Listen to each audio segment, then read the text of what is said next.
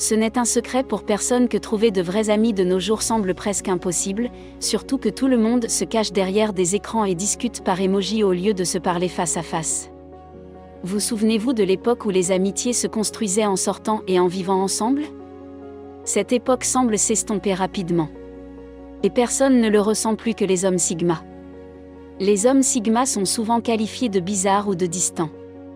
Mais la vérité, c'est qu'ils en ont tout simplement assez de la superficialité de tout cela. Ce sont eux qui s'accrochent encore à ces liens authentiques de la vieille école qui semblent en voie d'extinction. Alors oui, ils n'ont peut-être pas beaucoup d'amis. Mais ce n'est pas parce qu'ils ne savent pas socialiser. C'est parce qu'ils refusent de se contenter des excuses numériques superficielles de l'amitié avec lesquelles le monde est de plus en plus à l'aise. Ils préfèrent établir des liens authentiques avec les gens. Et ils ont des exigences très élevées en ce qui concerne les personnes avec lesquelles ils passent leur temps. Dans ce contexte, pourquoi les hommes Sigma n'ont-ils que peu ou pas d'amis ? Voici 8 raisons.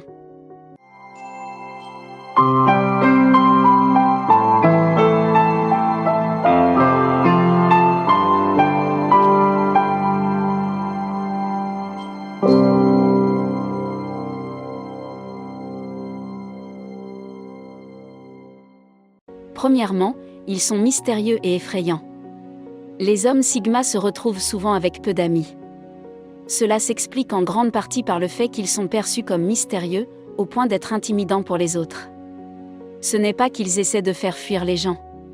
C'est juste que, comme Jonathan Kent l'a dit un jour au jeune Clark Kent et à l'homme d'acier, les gens ont peur de ce qu'ils ne comprennent pas.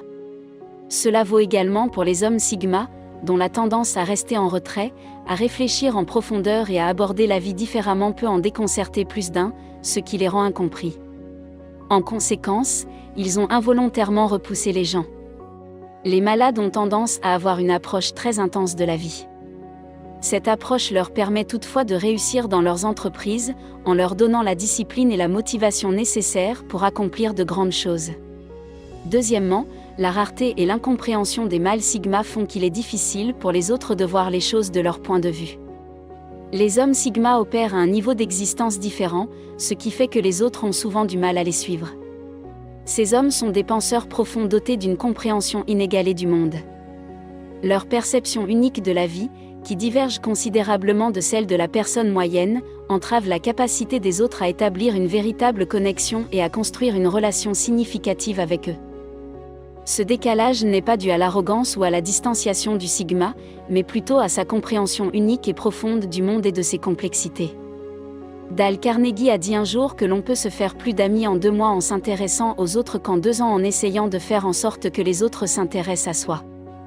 Les hommes Sigma comprennent bien ce concept, ils savent comment se faire des amis en montrant de l'intérêt pour les autres. Cependant, ils constatent souvent qu'il n'y a pas beaucoup de personnes qu'ils trouvent suffisamment intéressantes pour faire cet effort.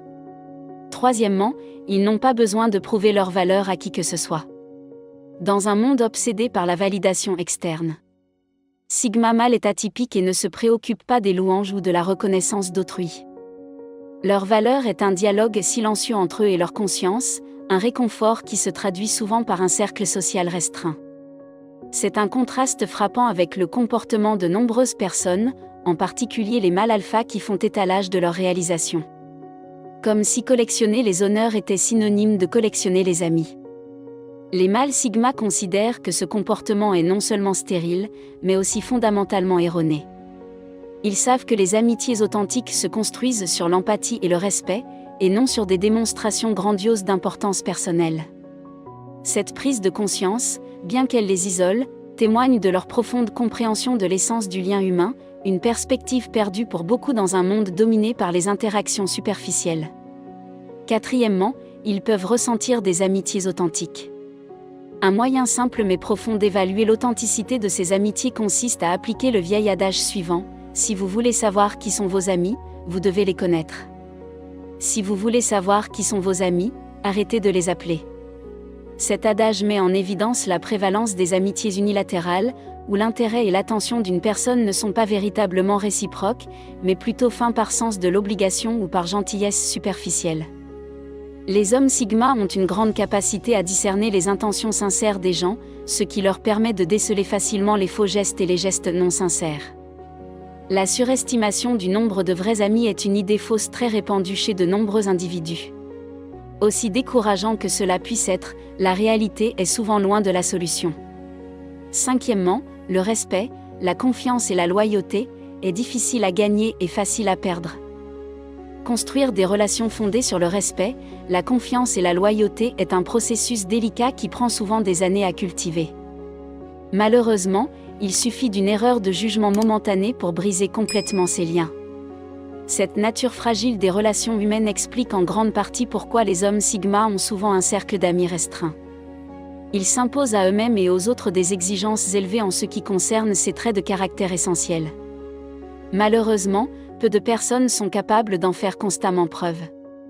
L'approche perspicace des hommes Sigma en matière de relations signifie qu'ils se retrouvent souvent entourés de moins de personnes, mais que celles qui sont retenues sont vraiment dignes de leur confiance et de leur amitié.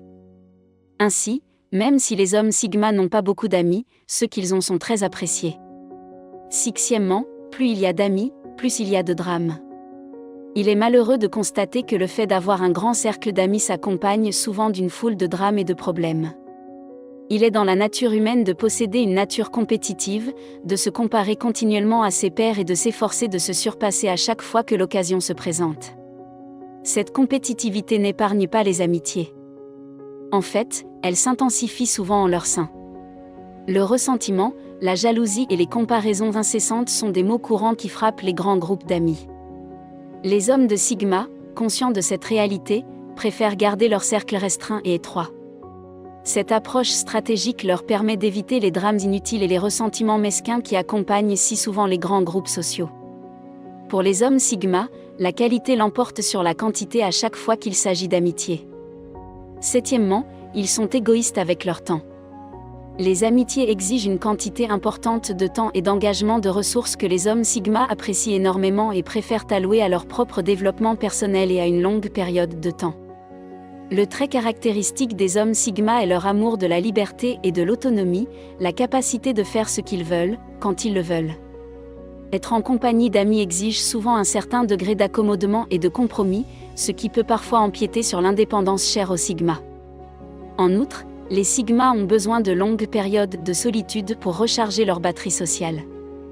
Ce besoin de se ressourcer, associé à un désir de liberté personnelle, rend la perspective d'entretenir un large cercle d'amis peu attrayante et incompatible avec le mode de vie typique d'un Sigma. C'est pourquoi les hommes Sigma optent souvent pour quelques relations significatives plutôt que pour un réseau social vaste et exigeant. Huitièmement, ils s'éloignent trop rapidement des gens. Un aspect moins discuté, mais intrigant, de la raison pour laquelle les hommes Sigma ont souvent moins d'amis réside dans leur trajectoire non conventionnelle vers le leadership. Il est courant que les gens se lient d'amitié avec ceux qui partagent le même niveau de respect social, de pouvoir et de statut. Toutefois, les hommes Sigma sont réputés pour leur ascension fulgurante dans leur carrière et leur secteur d'activité respectifs, ce qui signifie qu'ils restent rarement au même niveau que leurs pairs suffisamment longtemps pour nouer des amitiés durables. Prenons l'exemple d'un homme Sigma qui commence un nouveau travail et qui, dans un premier temps, interagit directement avec de nombreux collègues. Grâce à ses niveaux élevés d'ambition et d'intelligence, il accède rapidement à un poste plus élevé, ce qui modifie ses interactions et l'éloigne de ses anciens collègues.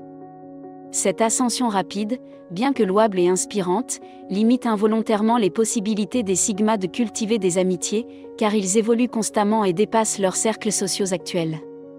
Ce récit met en évidence l'épée à double tranchant de la réussite et souligne l'importance de garder les pieds sur terre et d'apprécier les relations, même lorsqu'on gravit les échelons de la réussite. Êtes-vous d'accord avec les points que j'ai soulevés dans cette vidéo? Faites-le moi savoir dans les commentaires. Pour d'autres vidéos sur les mâles Sigma, jetez un coup d'œil à d'autres vidéos sur cette chaîne. Merci d'avoir regardé cette vidéo. Pour ceux qui cherchent à atteindre la grandeur, aimez la vidéo et abonnez-vous pour d'autres vidéos comme celle-ci. Cliquez ici pour voir la réalité brutale derrière les raisons pour lesquelles les mâles Sigma ignorent les gens.